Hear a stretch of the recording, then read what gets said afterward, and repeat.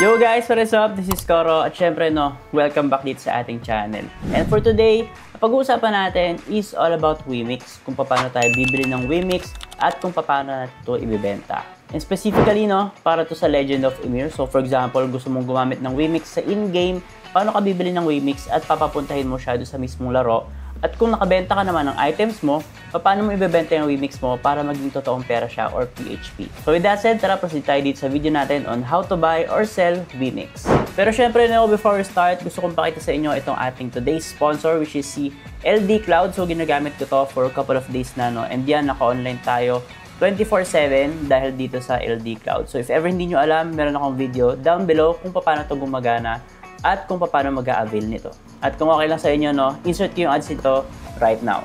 Gusto mo din bang mag-dual account or more than one account dito sa Legend of Ymir or kahit anong game? I suggest na i-check nyo ang LD Cloud. Kasi dito is pwede ka mag-set up ng multiple devices. Mas madali na ang AFK farming kasi hindi mo na kailangan buksan yung PC or mobile phone mo ng 24/7. Kasi nagra-run to sa cloud. So hindi to gumagamit ng resources ng mismong devices natin or ng ating mobile phone or PC. Kaya kahit ilan pa yan, kayang-kaya with LD Cloud. Kaya naman kung gusto nyo malaman kung paano mag-set up, meron akong video link dito sa ating description box. At dito, ipapakita ko sa inyo kung paano napadali ng LD Cloud ang aking gaming experience when it comes to MMORPGs or kahit anong game na kailangan nating mag-grind. At syempre guys, meron tayong discount. Up to 60% ang pwede mo makuha ng discount kapag ginamit mo ang aking promo code sa baba. Kaya naman, i-check nyo yung link natin sa ating description box para makapag-farm na rin tayo or makapag-grind na rin tayo ng 24/7 without harming our devices or ang ating phone or PC. Now, let's get back to our video. So yun guys, ganun lang gamitin or paano gumagana itong si LD Cloud. Like I said, if ever interested kayo, yung link natin is nasa baba lang, including yung ating tutorial. So now, proceed tayo dito sa main topic ng ating video. So unang-una kong di-discuss is yung how to buy yung Wimix token natin.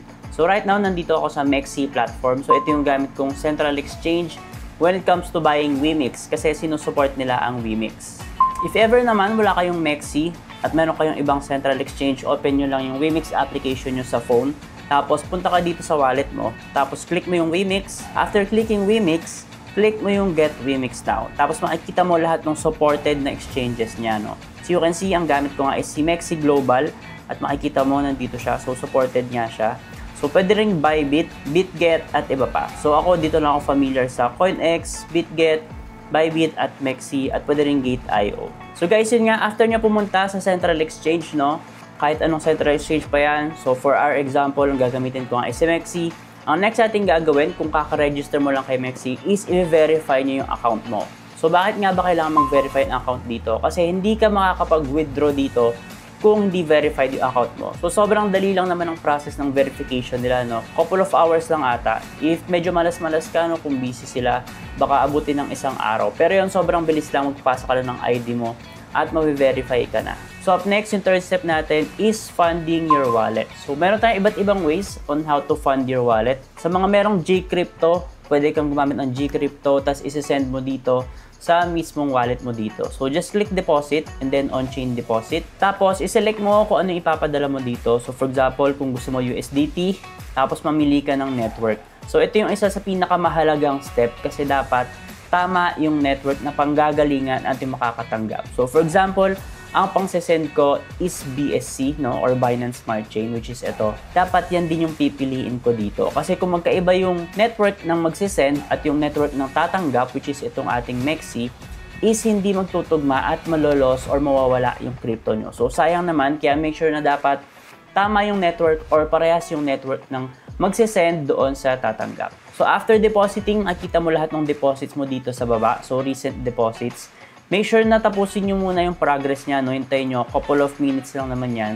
Kasi kapag hindi pa tapos yung progress niya dito ng depositing, pinaprocess yan ng ating blockchain, is hindi nyo siya magagamit for trading or pangbili ng ating Wimix token. So aside from depositing yung crypto, pwede kang bumili dito. So for example, click mo itong buy crypto and then P2P trading. Pagpunta mo guys sa P2P trading, punta ka dito sa buy, tapos PHP, tapos makikita mo dyan yung mga pwedeng pagbilhan ng ating USDT.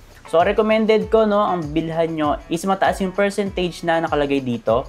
So, meaning, ito yung parang rate nila kung gaano ka-accurate yung kanilang mga orders na nade-deliver.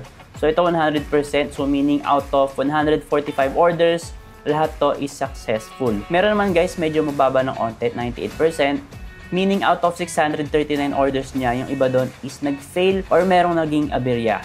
Pero yun, okay pa rin naman yan paminsan-minsan, lalo na kung mga ganito 99%.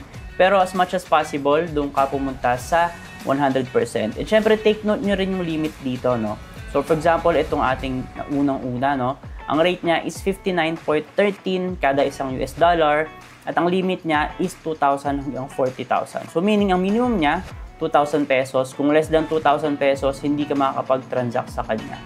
If ever gusto mo ng less than 2,000 pesos, maghanap ka ng iba dito. So for example, ito merong 500, ayan. Pero check nyo nga, like I said, yung rating nila dito. So guys, tapos na tayo sa ating third step, no? So ulitin ko, unang step natin, punta ka sa Central Exchange. After that, verify account. Third is yung fa-fund mo yung wallet mo. Next step natin o yung fourth step natin is yung bibili na tayo ng ating WeMix token. So para bumili, pumunta ka lang dito sa spot and then click mo tong spot, no? So sa ibang Central Exchange, baka medyo iba yung pipindutin mo pero similar din siya. Trade, spot, basta hanapin nyo siya. So click natin to. So after clicking spot, mapupunta ka dito sa user interface na to. Hanapin mo lang yung token na iti-trade mo or bibilhin mo. So click natin to. Then input natin is WeMix. So ayan, lalabas siya and then make sure na under spot siya. Baka sa ibang exchanges kasi meron sila for futures trading or iba pa, no? So sa Binance ata meron silang Binance Alpha. So huwag ka dun bumili, no? Dapat dito lang sa spot. So click natin to. And guys, after clicking, mapupunta ka na dito. So ito yung chart ni WeMix. So sa mga baguhan, no, huwag ka ma-overwhelm. Kung gusto mo lang talagang bumili ng WeMix, huwag mo nang pansinin yung mga nandito or yung mga kung ano-ano pa dyan sa gilid. So ito lang ang focus mo. Ito yung available balance natin right now, 20 USDT. So for example, gusto kong bumili ng total of 10 USDT or 50% yan ng aking total portfolio ngayon dito sa Mexi, which is 20 USDT. So click lang natin tong buy, pero bago tayo mag-click pala ng buy, no, make sure na naka-market kayo. Bakit nga ba guys kailangan market? So meaning lang nito, kung ano yung mismong price ngayon, yun na yung iti-trigger mo na buy or sell. Kapag ka nag-limit ka guys, pwede ka mag-set ng price doon. So for example, gusto mong bumili dito sa bandang baba, isi-set mo siya doon. Pagka-click mo ng buy, hindi agad siya magba-buy. Ang gagawin niya, magkikreate siya ng order at kapag ka too-much na doon or pumunta na doon yung mismong presyo kung saan mo sinet yung limit mo at saka pa lang siya bibili. So hindi siya agad-agad bibili. So ngayon, ang pakay natin kasi is bibili tayo agad ng ating WeMix token. So ang gagawin mo, market and then buy. So click natin itong buy. Then after clicking buy, makikita nyo nabawasan yung balance natin dito and then napunta na siya dito sa ating WeMix. So meron tayong 18.19 WeMix token. So balik tayo guys dito sa ating wallet and makikita nyo yung overview natin, no? Nabawasan yung ating USDT at nakita nyo nandito na siya sa WeMix natin. So next step natin is yung sending or withdraw natin yung ating WeMix token papunta sa ating WeMix Play wallet. So para magamit natin to sa Legend of Emir. So unang gagawin mo is click mo lang itong withdraw. After clicking withdraw, dito sa crypto, piliin mo yung WeMix, which is yung ating i-withdraw cryptocurrency. So after that, input mo yung address mo dito. So para naman makita nyo yung mismong address nyo sa WeMix Play, just go to your application. Tapos punta ka dito sa token section nila. After that, click mo tong parang bilog dito sa taas na to. Ayan. So click natin yan. After clicking that, lalabas yung ating wallet address. So very unique ang ating wallet address guys. Kanya-kanya tayo ng wallet address. Okay lang makita yan ng iba. Ang bawal yung ipakita is yung tinatawag natin na private key or yung seed phrase natin. So kahit makita nyo naman yung address ko, wala kayong magagawa dyan. Kundi mag-send ng funds dyan, no? Or ng mga scam tokens, which is hindi ko naman gagalawin. So make sure lang guys na pag may nagsisend sa inyo ng mga scam tokens kung yung gagalawin. So warning ko lang to sa inyo.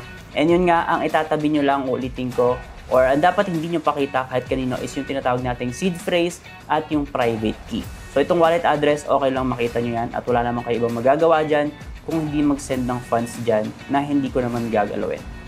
So after that, click natin itong copy, tapos ipipaste natin dito sa Mexi. So kayong bahala kung paano nyo siya ipipaste, pwede nyo isend sa messenger nyo, sa telegram nyo, or kahit ano pa. So guys, after pasting ng ating mismong wallet address, as you can see, nag-auto fill out itong ating network na WeMix. Kasi itong si WeMix token, supported only by WeMix network. So as you can see, wala kang ibang pagpipilian dyan, kundi WeMix lang.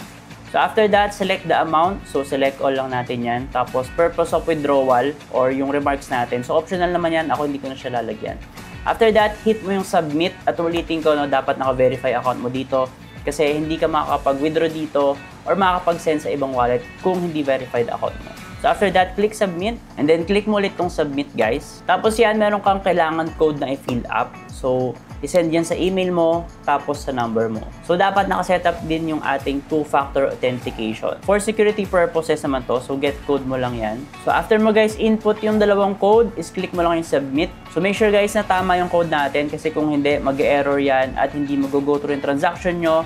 Although pwede nyo i-retry ulit, kakain ulit yan ng time. So click natin tong submit. So after that, pwede natin track yung status. So guys, as you can see, yan, pending processing. So hintayin natin yan. It takes a couple of minutes lang naman kasi pinaprocess pa yan ng ating blockchain. At makikita nyo, mag-update naman yung balance natin dito sa ating Wemix Play. So refresh nyo lang yan. So as you can see, parang dumating na agad, no? So nandito na siya sa ating Wemix Play wallet. So kanina, dito 66 eh. So nag-update na yung ating Wemix dito sa ating Wemix Play. So as you can see, nadagdagan na. So 66 na yung ating balance dito. So guys, after nyo matanggap yung inyong Wemix dito sa Wemix Play, pwede na siyang gamitin dun sa game. So make sure na i-connect nyo lang yung wallet dun. So punta kayo dun sa NFT tab, dun sa ating main menu sa Legend of Emir, tapos connect yung wallet mo. So parang meron dong warning si Legend of Emir na yung isang wallet is dapat connected lang sa isang account. So correct me if I'm wrong na lang, pero yun yung natatandaan ko. At hindi ko mapapakita sa inyo guys kasi itong gamit ko ngayon is naka LD Cloud ako. So hindi connected dito yung wallet ko. So connected yung wallet ko doon sa mismong Legend of Emir application dito sa desktop at sa phone. And yun nga, hindi ko mapapakita sa inyo kasi ang naka-open sa akin right now is itong LD Cloud. So by the way, no, quick word lang, itong LD Cloud ginagamit ko kapag nagpa-farm ako. Ayan, for example, no, AFK farming, natutulog ako at busy ako. Pero kapag nag-main quest ako, nagbo-bossans ako or kahit ano pa, no, is ginagamit ko yung mismong application para syempre, mas okay yung ating user experience, mas maganda yung graphics, at mas okay yung ating gameplay. So now guys, no, proceed tayo dito sa ating second part ng ating video, which is kung paano nga ba tayo magsisell ng ating Wemix. So pabaliktad naman tayo. So for example, nakabenta ka ng item sa Legend of Emir, ang gusto mong gawin is gagawin mo siyang PHP or ika-cash out mo siya. So this time, pabalik tayo, unang-una natin gagawin is sa Wemix Play. So open mo yung Wemix Play application mo. So for example, itong Wemix ko na to is galing dito sa napagbentahan kong item sa Legend of Emir. Ang gagawin lang natin is kiklik natin itong Wemix. After that, click natin itong transfer. Tapos yung transfer na to, dito natin i-input yung wallet address natin na galing sa ating central exchanges. So pakita ko sa inyo kung saan yun makikita. So guys, balik tayo ulit dito sa Mexi. Ang gagawin nyo naman dito is yung deposit. So on-chain deposit ang gagawin natin. After clicking on-chain deposit, mapupunta ka dito. So parang ginawa natin kanina to, no-audience ka sa ating konti. Pero this time kasi Wemix yung gagawin natin. So click natin itong select crypto, then search mo lang Wemix o kaya dito sa history natin, no, Wemix. After that, mag-auto fill out na rin yung network kasi nga, like I said, no, Wemix is only supported by Wemix network. After that, i-copy natin to. Tapos yun yung i-paste natin dito sa ating Wemix Play application. So kayo nang bahala ulit kung paano siya i-copy from PC papunta sa cellphone nyo. And by the way, si Mexi is available naman sa cellphone, kaya kung naka-cellphone kayo, mas madali siya. Pero kasi ang gamit ko is laptop at cellphone, kaya ganito yung pinapakita ko sa inyo. So yan guys, after natin ma-paste yung mismong ating wallet address dito. So as you can see, tugma naman siya, no? Ibig sabihin yan, dito siya matatanggap or dito siya mapupunta sa ating Mexi account. So click natin yung next. After clicking next, syempre tatanungin niya kung ganong kadaming Wemix yung isesend natin. So for example, ang isesend natin is 18 Wemix. So parang ibabalik natin yung binili natin kanina. So click next. After that, hit send.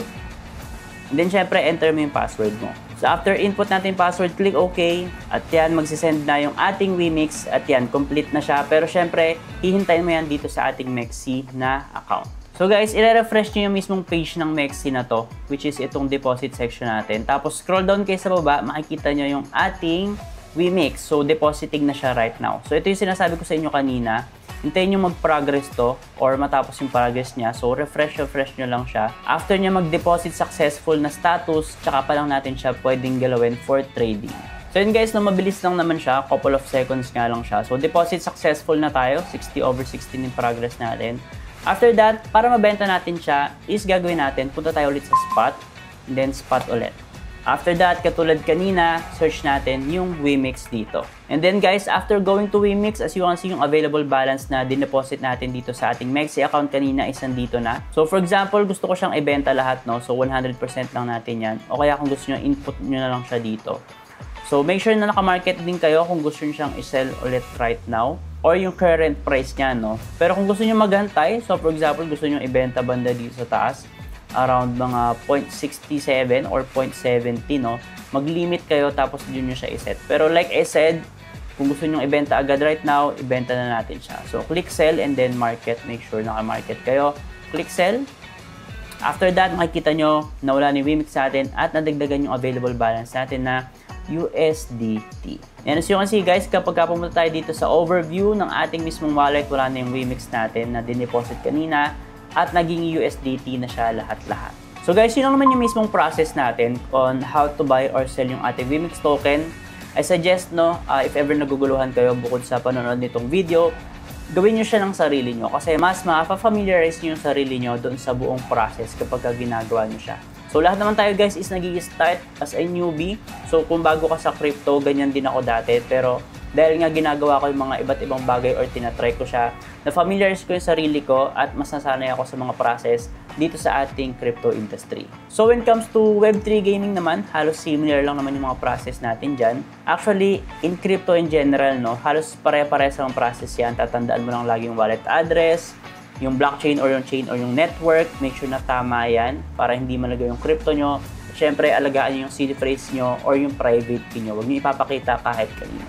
So, I think yun lang yung video natin guys on how to buy or sell itong ating Wimix token. Sana nakatulong tong video na to sa inyo and yun, share nyo sa mga kaibigan nyo na medyo nalilito, no, kung paano ba bibili or magsisell ng Wimix token kasi dun sa current video ko or sa recent video ko is maraming nagko-comment kung paano nga ba natin to ginagawa. Pero yun, if ever may mga questions pa rin kayo or clarifications, make sure to comment them down below. And yun, if ever nahihiya kayo, pwede kayong mag-reach out sa akin via Telegram or Discord. So, nag-reply naman ako if available ako. And syempre, no, if ever meron kayong seeds dyan at gusto nyo akong supportahan, pwede nyo akong supportahan dito sa ating support code.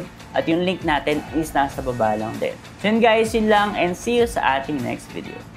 Ingat!